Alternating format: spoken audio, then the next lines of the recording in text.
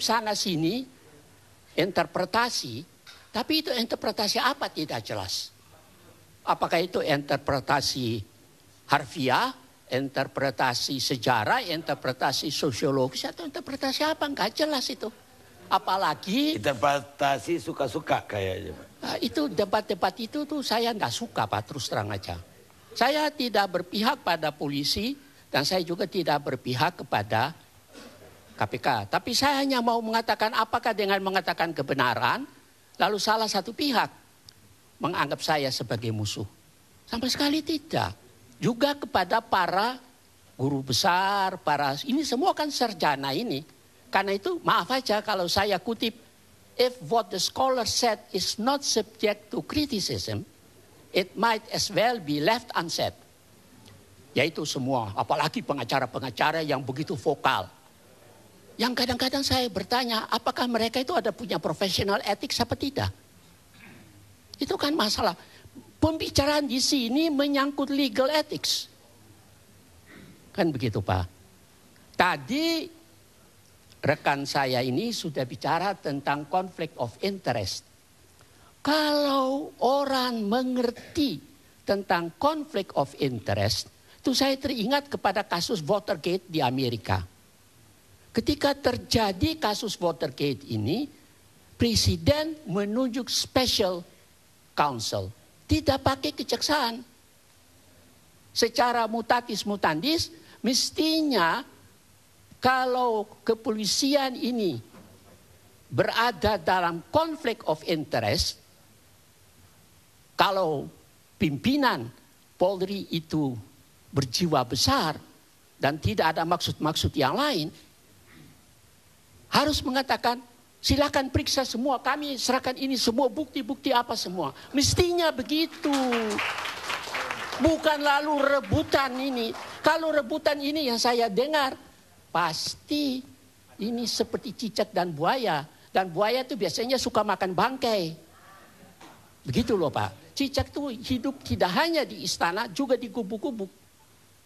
Saya tidak sepakat dulu dengan kebijaksanaan Bapak Presiden dahulu itu. Sudah salah pakai istilah deponering, saya bilang seponering, masih pakai macam-macam itu. Nah, jadi menurut hemat saya, boleh saja ditafsirkan pasal 50. Saya tidak suka itu. Tapi kalau ini ada conflict of interest, ada dua hal, Pak Karni. Polisi bisa bilang, silakan Kapolri, silakan KPK periksa semua ini. Ini bukti-bukti angkat semua. Kami tidak takut, karena kami tidak terlibat, kami tidak tercemar. Mestinya begitu. Sehingga rakyat tidak curiga. Ya toh. Dan tentang MOU, itu hanya di Indonesia. Apa-apa ada MOU. Di luar negeri tidak ada itu.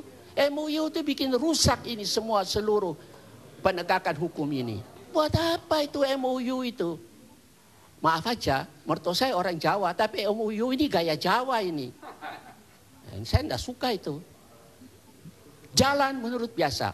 Kalau orang berpegangan kepada hukum acara, KUHAP, itu bisa selain lex specialis derogat, lex posteriori, derogat legi priori. Kan dua itu saya kira mantan murid-murid saya yang sekarang semua sudah jadi guru besar, ini kan tahu semua itu kan gitu.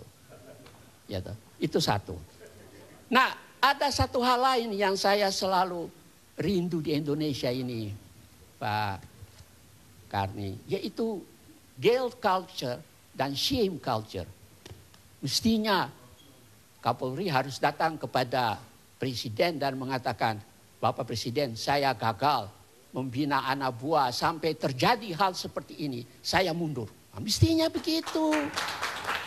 Bukan lalu, karena di polisi itu ada juga jenderal-jenderal yang bersih, yang jago jauh 10 kali lebih jago dari jenderal-jenderal yang sekarang berkuasa ini, kan begitu. Nah, itu. Jadi saya pikir itu masalah yang harus diperhatikan ini. Kalau kita bicara, saya juga mau sampaikan kepada yang terhormat wakil-wakil rakyat ini. Kalau bilang pasal interpretasi, jelaskan itu. Pasal apa? Interpretasi apa? Sebaiknya saya usul interpretasi futuristis, artinya supaya di waktu yang akan datang, kalau terjadi lagi hal seperti ini, kita sudah punya pegangan. Itu saja Pak, saya tidak ingin bicara panjang lebar tentang hal ini. Baik, sekarang DPR